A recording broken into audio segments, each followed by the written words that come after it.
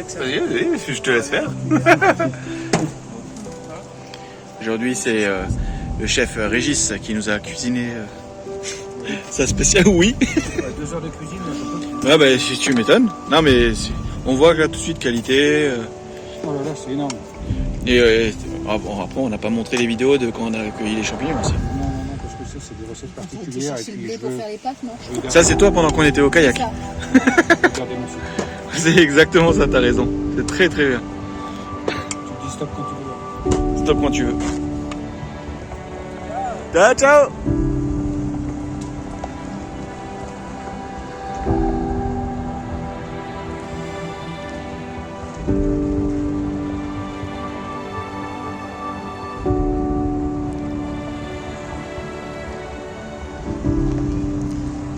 Arriba. Ciao, ciao.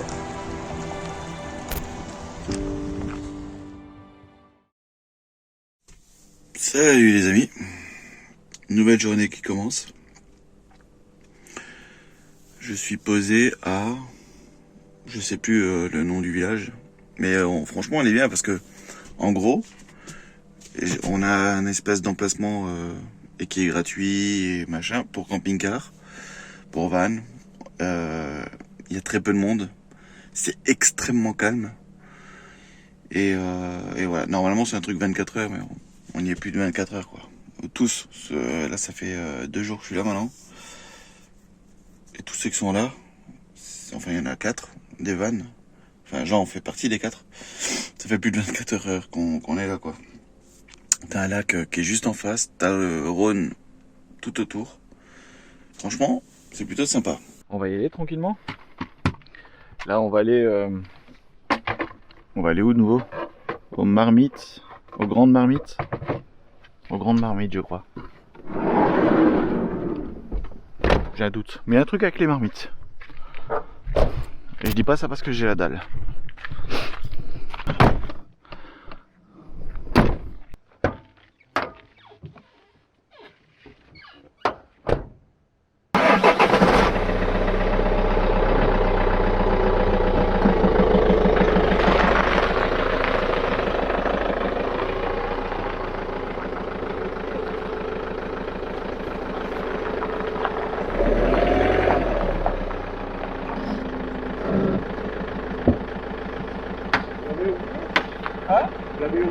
Non, je filme le départ. Vu que je filme tout, donc je filme aussi le départ. Ah, c'est pas mal. Bah, ça permet de mettre tout le contenu de manière générale, quoi. Bah oui. Ça où? Amazon? Amazon, par exemple, ouais. Comment on appelle ça? C'est GoPro, en gros, caméra d'action. Caméra d'action. Ah ouais. C'était mon voisin. Il pensait que j'allais oublier la caméra. Je dis, ah non. Il me dit, ah, oublié. Non, j'ai pas oublié. Et tu vois, c'est cool parce qu'au final, il me partage aussi ses plans, les petites adresses, les petits coins pour trouver de l'eau, pour les machins, où tu peux te poser, tu vas être tranquille. En fait, faut être ouvert, faut discuter avec les gens. C'est un truc de fou, le nombre de personnes, des fois, qui me disent, mais je comprends pas, t'es toujours en train de discuter avec X, Y, Z, machin, moi, je discute avec personne, il y a personne qui discute avec moi. Mais discute-toi avec les gens. C'est toi qui arrives. Donc c'est à toi d'un peu de te présenter quoi, en gros. Et après ça passe tout ça.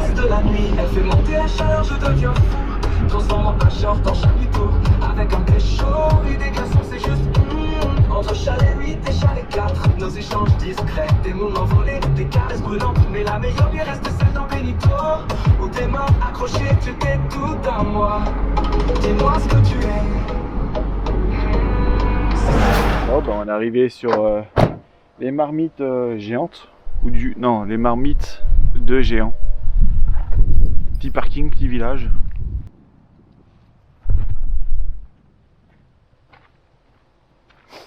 Bon, on a Benito qui est juste là-haut.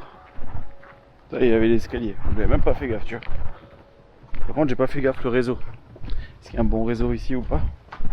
Il y avait 2 Ritalo qui étaient juste en haut. No press.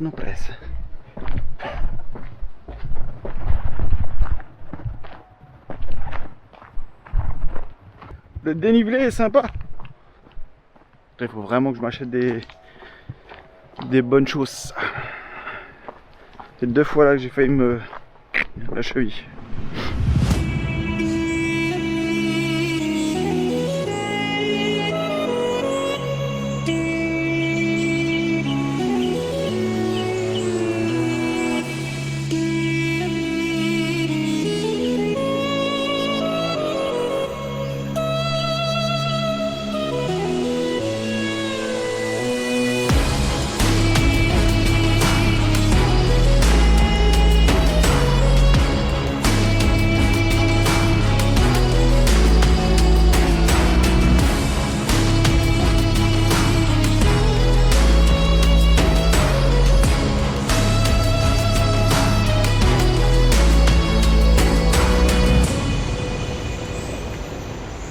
Bon, c'est pas exceptionnel, enfin c'est joli, hein, on va pas se mentir, mais au vu des photos et de ce que je pouvais voir sur le net, ça me semblait beaucoup plus grand, beaucoup plus grand, ouais, plus dingo en termes de flotte. Là, bon, en fait, là, je quitte les marmites de géant et je me dirige en direction de la cascade de Flumen, je sais pas comment tu veux dire les choses. Nyanel. Et ouais, le délire, c'est que tu vois, je suis en train de me dire, est-ce que ça va être bien? En plus, le GPS, il me fait prendre des chemins que j'ai déjà pris. Enfin bref, t'es touriste, hein, donc tu te perds un petit peu ici et là. Mais je me dis aussi, tu vois, que en fait, il faut pas aller, si tu veux, la destination n'est pas le plus important. C'est-à-dire qu'en gros, c'est pas la cascade qui va être le plus intéressant là maintenant. Ce qui va être le plus intéressant, c'est ce que je vais voir jusqu'à la cascade et le petit plus. C'est comme ça qu'il faut voir les choses. Du coup, tu découvres un petit peu comme ça, à droite, à gauche. Il y a des dodanes ici, c'est pas des dodanes. Alors attends, on va où là? On va là? Ouais, on va là. Donc ouais, il faut juste voir les choses d'un autre œil. Et apprécier, regarder, découvrir, se dire ok, la région elle est comme ça. C'est ce type d'habitation, c'est ce type de pierre, c'est ce type de personnes dans la rue, de comportement sur les routes, de machin. C'est plus comme ça que je vois les choses moi en fait. Là, tu vois, ce qui est bien, c'est que je rentre dans le parc naturel au Jura. C'est aussi ça que j'ai choisi en fait. J'ai 2 points sur ma carte qui étaient côte à côte, mais je peux pas faire les deux. Et là, je me suis dit, truc naturel là du Jura, c'est aussi là où je vais trouver mon spot pour la nuit. Et moi, les forêts, tu connais quoi. Donc, j'avais plus envie de me diriger de ce côté-là.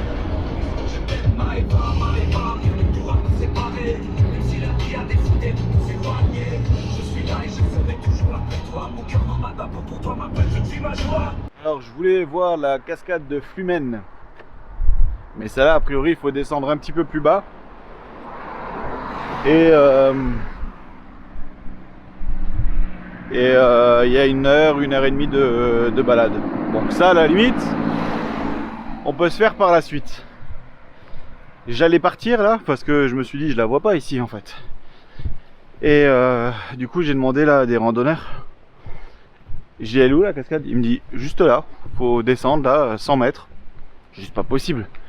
Il me dit non, là c'est la cascade du moulin. Donc je t'emmène voir la cascade du moulin. Ça descend.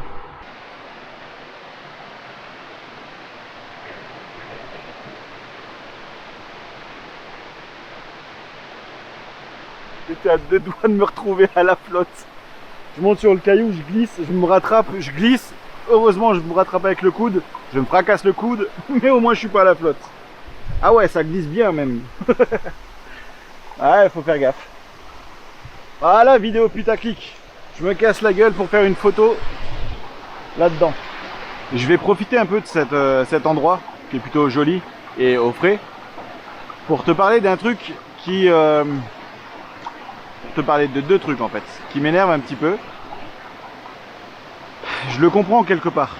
Mais tu vois, là quand je regarde un petit peu avec la chaîne, avec YouTube, bah, je me rends compte que dès qu'il y a une miniature qui est simple, qui est jolie, qui est où tu découvres quelque chose de sympa, où c'est positif, et que tu as un titre positif, bah, les vidéos ne marchent pas. Je me rappelle d'une vidéo que j'avais faite avec ma fille. Et c'était donc cet hiver où j'avais mis une photo de ma fille et moi à Noël. Et le titre c'était Je retrouve ma fille.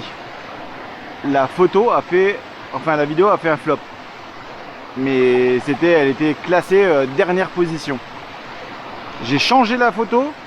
J'ai mis une photo où c'était marqué c'est compliqué ou c'est dur, je sais plus exactement. Ça a fait un bond incroyable, c'est monté et elle est devenue presque première position. Alors que la vidéo est la même, le sujet est le même. Et si tu veux, dans la vidéo, la seule chose que je te dis qui est dure, c'est oui, effectivement, de ne pas voir ma fille tous les jours. Mais tout le reste de la vidéo est positif. Mais je te parle juste de ce petit truc. Et c'est ce petit truc-là qui fait qu'il y a du monde qui vient. Et je trouve ça vraiment dommage parce que, au final, je suis le premier à râler quand je vois d'autres camarades qui font des vidéos putaclic. Mais je le comprends tellement. Parce que quand tu veux faire de YouTube une partie de ton business, bah tu es obligé de le faire. Et c'est triste. Parce que en vrai, pour que ça fonctionne bien, ce qu'il faudrait que tu fasses, et c'est ce que je t'encourage vraiment à faire, c'est de t'abonner. C'est con hein, pour toi, c'est un bouton à cliquer. Pour moi, c'est extrêmement important. Donc de t'abonner, de cliquer sur la petite cloche. Tu sais, il y a une cloche, tu cliques et recevoir les notifications. Là, ce qui serait cool, c'est qu'en fait, je pourrais te partager des vidéos à n'importe quel moment et je n'aurai plus besoin de la pression de YouTube de rester dans des cases. Et en fait, je pourrais te publier à n'importe quel moment et tu recevrais une notification. Voilà, Cédric, le nomade, a publié une vidéo. Mais pour ça, il faut que tu actives la cloche. Donc moi, ce qui me ferait plaisir, si tu veux jouer le jeu, c'est que d'une, tu t'abonnes, que tu actives la cloche pour recevoir les notifications, liker les épisodes, c'est extrêmement important. Tu te rends même pas compte de comment c'est important de liker les épisodes. Pour les algorithmes, en fait, ça te donne juste un signal à YouTube. Cette vidéo est bonne. Avec le titre, la miniature, ça correspond, on aime, et voilà. Là, YouTube se dit, ok, il y en a beaucoup qui aiment. Potentiellement, c'est une bonne vidéo, on va la mettre un peu plus en avant. Et c'est que comme ça, en fait, que la chaîne peut progresser. Et alors, le summum du summum, c'est si tu commentes. Alors, dis-moi en commentaire si tu joues le jeu, si tu t'es abonné, si tu as activé la cloche ou pas. Dis-moi en commentaire, je veux un peu savoir comment que ça se passe. Est-ce que tu actives ou non cette cloche? Est-ce que tu es abonné ou pas? Parce que là, je vois qu'il y a quand même 80% quasiment de non-abonnés qui regardent continuellement les vidéos. Donc si déjà tu les regardes tout le temps, abonne-toi. Vraiment, je compte sur toi. Allez, on rentre au bercail. On va retrouver Benito. Ouais, donc je disais, faut que je modifie un petit peu mon profil Insta. C'est important en fait pour les pros quand je les contacte parce qu'ils voient où je suis justement. Et voilà, d'ailleurs en parlant de pro, il y a un autre sujet aussi que je voulais te parler, rapidos. Tu sais, sur la chaîne, si tu es assez honnête, tu pourras confirmer que je fais quand même assez peu de vidéos sponsorisées, des choses comme ça, parce que c'est quelque chose qui moi m'intéresse pas. Enfin, j'ai du mal avec les chaînes qui le font constamment. Je comprends parfaitement le principe, j'ai aucun problème avec les personnes qui le font. J'ai juste du mal avec ça parce que elle est où en fait la vie nomade et compagnie. Alors si tu as une chaîne sur de la présentation de produits et compagnie, ok. Mais quand tu as une chaîne qui parle normalement de vivre nomade, van life, machin et compagnie, et qu'on ne voit jamais vivre en van ou en véhicule aménagé, profiter, sortir, des balades, des trucs comme... et que tu parles constamment de produits ou de machin, bah, il faut que tu changes peut-être de catégorie de chaîne. Voilà. C'est tu vois, c'est mon avis, hein. Donc c'est pour ça que j'en fais quand même assez peu. J'ai 2-3 camarades avec qui on discute des fois de tout ça et les débats sont bons parce que je donne mon avis, on me donne leur avis, machin, enfin voilà. Moi je trouve qu'en fait, en tant que créateur de contenu, influenceur, je sais pas comment tu veux nous appeler, on se tire une balle dans le pied en fait. Parce que tu veux vivre de ta passion, du voyage, de la van life, etc., de YouTube. Mais à côté de ça, tu te contentes de recevoir des produits gratuitement en contrepartie de vidéos. Moi je trouve que c'est déjà un manque de respect pour soi-même, pour notre travail en tant que créateur de contenu. Que tu sois bon ou pas bon, c'est pas le problème. Mais de toute façon, qu'est-ce qui est bon et qu'est-ce qui n'est pas bon. Mais c'est juste que tu peux pas prétendre vouloir vivre de ça et te contenter de recevoir le produit et basta. Alors, j'ai eu le débat avec d'autres créateurs, 2-3 autres, avec qui je m'entends bien, avec qui on est en bon terme, il n'y a aucun problème. Et c'est marrant, c'est sympa, tu vois, de pouvoir échanger et je comprends l'argument de certains. L'un des premiers arguments, c'est je reçois le produit et je peux le vendre en dehors en fait. Donc là c'est 100% bénéf parce qu'il n'y a pas de déclaration, il n'y a pas de machin, il y a... Voilà, c'est ni vu ni connu. Et je le comprends parfaitement, parce que quand tu vois comment on est ponctionné à fond, donc je le comprends. D'un autre côté, je trouve qu'en termes de business, ok t'es taxé, mais peut-être qu'il faut revoir les prix, tu vois, avec les marques. Moi ce qui est marrant, c'est qu'il y a des marques qui m'avaient contacté il y a un certain temps. Je leur avais dit, non, moi toutes les vidéos que je veux faire maintenant, il y aura forcément derrière une facturation. Et forcément, il y en a plein qui te disent bah merci, au revoir, il y en a d'autres qui le font gratuitement. Très bien, moi ça me va. Et il y a eu des mêmes marques qui sont revenues et qui m'ont dit ok très bien, on a discuté avec machin, tu sais, ils te sortent tout un truc. Et ils te disent on a le budget. Ok très bien. Par contre le budget qu'ils ont, c'est pas un budget, c'est un pourboire. Donc tu leur dis non, moi ce tarif là, non, c'est techniquement pas possible parce que justement derrière tu as les taxes, les machins, les ci, les ça. Donc tu leur donnes ton tarif à toi, qui est nettement plus élevé, 3-4 fois plus des fois. Et là ils te disent ah non mais là c'est pas possible, machin et compagnie. Bah très bien. Merci, au revoir. Enfin tu vois, je veux dire, pour moi c'est simple. Et au final, les mêmes marques, il y en a deux, hein, c'est pour ça que j'y pense, il y a deux marques qui sont revenues en me disant exceptionnellement et du coup ils jouent le jeu. Donc le budget ils l'ont, c'est juste qu'ils veulent payer le moins possible et s'ils peuvent ne pas payer, et ben ils ne payent pas. Je les comprends, hein, c'est du business aussi, mais en fait il faut que tout le monde trouve son bon équilibre. Donc ça c'est sur la partie business entre créateurs et les marques, c'est une chose. Maintenant entre toi qui regarde les vidéos et moi en tant que créateur, je pense et j'estime qu'il faut qu'il y ait un minimum de cohérence. Demain si je commence à te faire de la promo des yaourts, je suis pas sûr que ce soit vraiment en adéquation avec la chaîne, avec les valeurs et avec tout ce que j'essaye de mettre sur cette chaîne. Quoique il faut quand même se nourrir. Mais tu vois ce que je veux dire. Donc c'est pour ça que j'en fais assez peu et quand j'en fais, j'essaye de faire en sorte que ce soit un produit qui m'intéresse réellement pour des besoins particuliers et qui vont être utilisés dans les vidéos par la suite. Je veux dire, ma machine à café par exemple, souvent on me fait le reproche de l'avoir trop souvent. Je suis désolé de l'utiliser en fait. Donc voilà, donc c'est un produit que j'utilise vraiment. Il y a eu la collaboration, il y a eu la rémunération, il y a eu tout ce que tu veux. Mais derrière, je l'utilise vraiment et je l'utilise même plus que ce que eux ils m'auraient demandé de faire. Mais c'est juste parce que c'est un produit que j'utilise vraiment. Point barre. Et c'est valable pour tous les autres produits. Et du coup là sur la chaîne, maintenant tu vas en avoir encore 2-3 autres qui vont venir, certainement, un peu plus que d'habitude justement. Parce que financièrement c'est rentable. À un moment il faut pas se mentir. Parce que le produit peut m'intéresser. Alors des fois le produit je l'ai déjà. Mais si je l'ai déjà, c'est pas grave parce que soit je peux le revendre, soit je peux te le faire gagner. Enfin tu vois. Mais je sais qu'il y en a plein qui n'aiment pas et qui ont la critique facile et je peux le comprendre. En soi je peux le comprendre. Mais ce qu'il faut aussi que tu comprennes, c'est que moi derrière, YouTube, ça n'apporte pas grand chose. Vraiment pas grand chose. Et ce genre de collaboration et de partenariat permet de continuer la chaîne. Et j'ai pas besoin de me poser de questions financièrement. J'ai pas besoin de me dire est-ce que je dois arrêter, passer à autre chose, je sais pas, un autre boulot, un autre truc. Du coup faire moins de vidéos. Non, moi j'aime bien faire les vidéos, j'aime bien le partager. Il y en a qui n'aiment pas mes vidéos, c'est pas grave. Mais il y en a qui aiment. Et du coup pour que ça puisse continuer comme ça, il faut que je trouve mes solutions. Et cette solution là de collab, bah elle fonctionne. Là maintenant il faut que je retourne dans Benico. Et il me reste 1 heure pour te partager une vidéo pour la mettre en ligne, pour la publier, machin et compagnie. Après, ça va être vite fait, c'est une chanson. Donc c'est un truc à 3-4 minutes. Mais quand même, il faut que je le fasse. Pour rester dans ce fameux timing.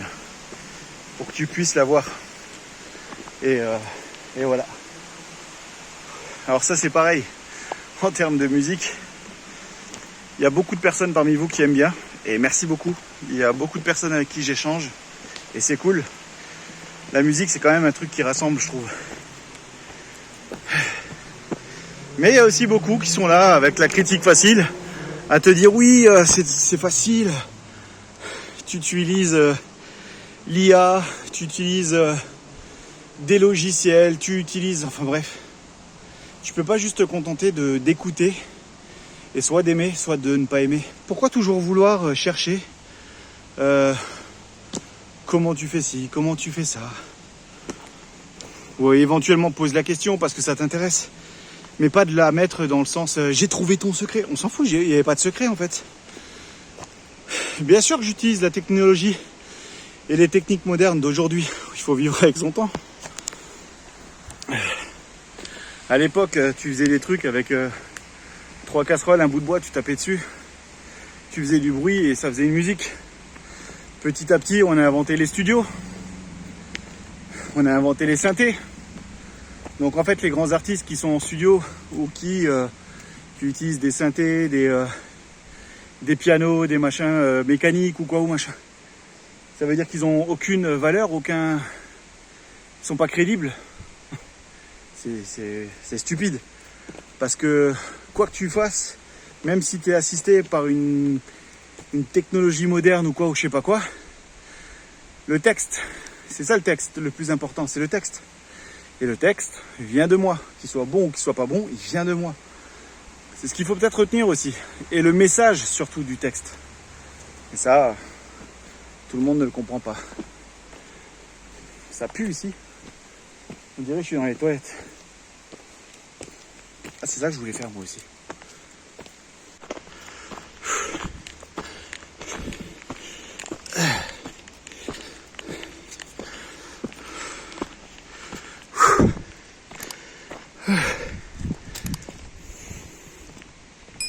Ah, cette montée.